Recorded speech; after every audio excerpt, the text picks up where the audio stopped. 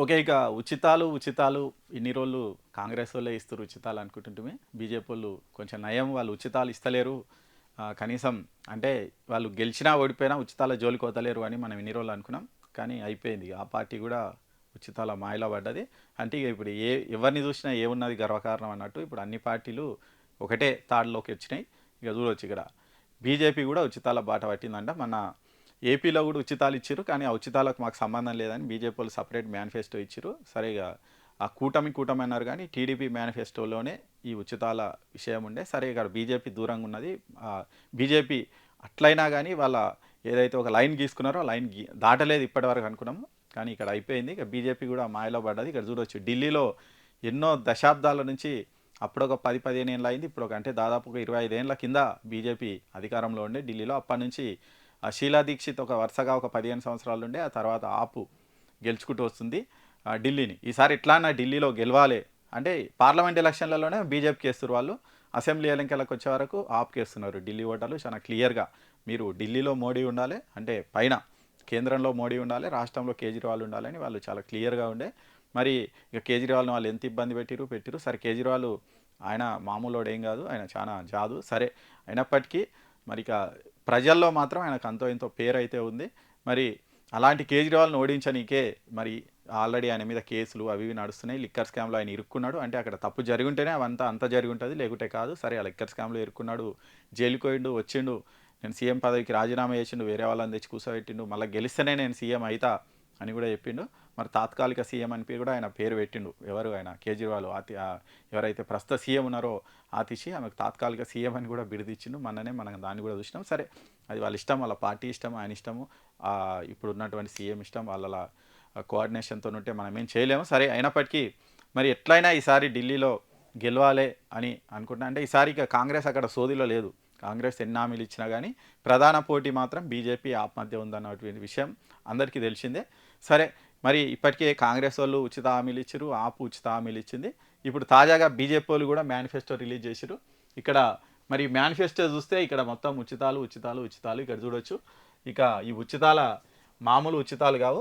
మహిళలకు నెలకు 2,500 రూపాయలు ఒక ఉచితము, గర్భిణీలకు 21,000 రూపాయలు ఇస్తారంట, 6 పోషకాహార కిట్లు ఇస్తారంట. సరే దీన్ని మనం తప్పు పట్టడానికి లేదు, గర్భిణీలకు ఖచ్చితంగా ఇవ్వాల్సిందే. సరే 6 పోషకాహార కిట్లు ఇస్తారంట, దీన్ని అయితే మనం తప్పు పట్టాల్సిన అవసరం లేదు, దీన్ని కూడా పెద్ద తప్పు పట్టాల్సిన అవసరం లేదు. కానీ ఇగో ఇక్కడ చూడొచ్చు ఉచిత విద్యుత్ మహిళలకు నెలకు 2,500 అనేది మాత్రం మరి గవర్నమెంట్ మీద పెద్ద ఎత్తున భారం పడే అవకాశం అయితే ఉంది. ఇక సరే ఒకవేళ ఢిల్లీలో వ్యవసాయదారులు ఉంటే మరి రుణమాఫీ అంటున్నారేమో, కానీ అక్కడ వ్యవసాయం ఉండదు కాబట్టి అదొకటి బతికిపోయారు. సరే ఇక ఇక్కడ చూస్తే మరి వీళ్ళ ఉచిత హామీల్లో 21,000 రూపాయల ఆర్థిక సాయం, గర్భిణులకు 6 పోషకాహార కిట్లు, వాటితో పాటు మొదటి కాన్పుకు 5,000 ఇస్తురట, రెండవ కాన్పుకు 6,000 ఇస్తురంట. ఆల్రెడీ ప్రజెంట్ ఢిల్లీలో ఎవరైనా ఫస్ట్ కాన్పు అయితే 5,000 రూపాయలు, సెకండ్ కాన్పుకు 6,000 ఇస్తురంట. అది కొనసాగిస్తూనే అదనంగా గర్భిణులకు 21,000 రూపాయలు ఇస్తారట. దాంతోపాటు మహిళా సమృద్ధి యోజన పథకం కింద నెలకు ప్రతి నెల 2,500 రూపాయలు ఇస్తారట. ఇక దాంతోపాటు ఇక్కడ 500 సిలిండరు అది కూడా ఉందంట. ఇంకా హోలీ దీపావళి సందర్భంగా ఒక్కొక్క సిలిండర్ ఉచితం అంట, 500కే సిలిండరు. దాంతోపాటు హోలీకి ఒక సిలిండరు, దీపావళికి ఒక సిలిండర్ ఉచితంగా కూడా ఇస్తారంట. ఇక చూడండి ఉచిత సిలిండర్లు. దాంతోపాటు తర్వాత వృద్ధులకు 60 ఏళ్ళ పైన ఉన్నటువంటి వాళ్ళకు, 60 నుంచి 70 ఏళ్ళ వరకు ఉన్న వాళ్ళకు 2,500, 70 ఏళ్ళు దాటిన వృద్ధులకు 3,000 రూపాయలు. దాంతోపాటు దివ్యాంగులకు వితంతువులకు కూడా 3,000 రూపాయల పింఛన్ ఇస్తారట. అంటే సేమ్ ఇక తెలంగాణ పథకాలు అయిపోయినాయి అన్నీ. తెలంగాణ పథకాలు అన్నీ తీసుకుపోయి అక్కడ ఢిల్లీలో పెట్టినట్టు అయితే ఉన్నారు. దాంతోపాటు ఆయుష్మాన్ భారత్ అమలు చేస్తామన్నారు. ఓకే, అది ఆల్రెడీ కేంద్ర ప్రభుత్వ స్కీము. అటల్ క్యాంటీన్లను ఏర్పాటు చేసి 5 రూపాయల భోజనం కూడా అందిస్తారట. అన్న క్యాంటీన్ల లాగా అటల్ క్యాంటీన్లు ఏర్పాటు చేస్తారంట.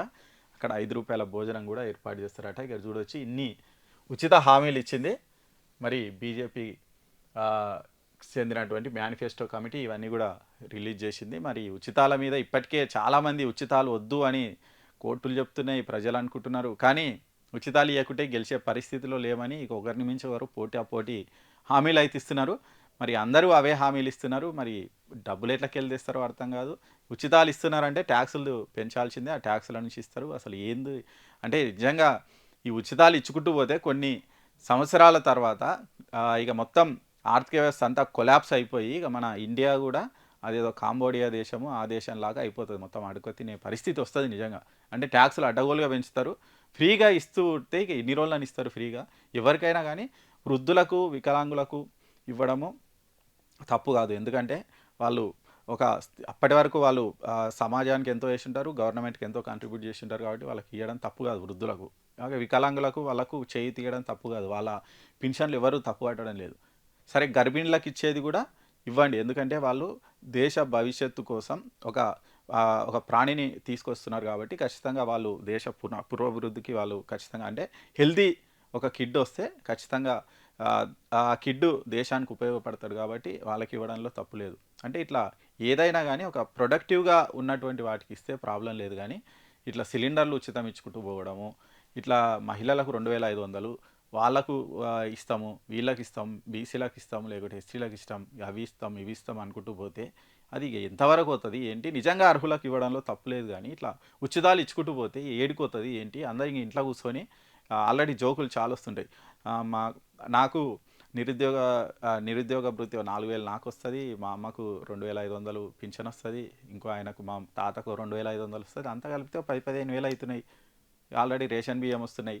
అట్లే ఇక మా పొలంలో 4 పంటలు వంతున్నాయి, అట్లే మళ్ళీ ఆ పొలానికి రైతు బంధు వస్తుంది, మోడీ ఇచ్చేది వస్తుంది. ఇవన్నీ కలిస్తే నాకు సంవత్సరానికి 3-4 లక్షలు వస్తున్నాయి, నేను ఎందుకు పని చేయాలన్నట్టు అవుతుంది కదా. అట్లా అవుతున్నది ఇప్పుడు. మరి ఇట్లా ఇచ్చుకుంటూ పోతే మాత్రం ఖచ్చితంగా పెద్ద దెబ్బ అయితే అవుతుంది. మరి ఇది ఏం చేస్తారు ఏంటి? సరే ఇన్ని రోజులు కొంచెం బీజేపీ వాళ్ళు మంచోళ్ళు, వాళ్ళు ఉచితాలు ఇస్తలేరు అనుకుంటే మీకు ఇప్పుడు వాళ్ళని కూడా కలిపి తిట్టాల్సి వస్తుంది. మరి మోడీ మరి ఇంత అంటే ఎందుకు ఢిల్లీ మీద అంత ఫోకస్ పెట్టి ఇన్ని రోజులు గీసుకున్న గీత ఎందుకు తప్పుతున్నాడు అనేది ఆయనకే తెలియాలి. మరి గెలవకపోతే ఉన్న పేరు పోతుంది, అది పోతుంది. మరి వాళ్ళకి ఎవరు ఐడియాలు ఇస్తారో ఏమిస్తారో మరి వాళ్ళకి తెలియంది కాదు. అయినప్పటికీ మరి ఈ ప్రజలే ఉచితాలను పక్కకు పెట్టే రోజు వస్తే తప్ప ఇక దేశం బాగుపడదు.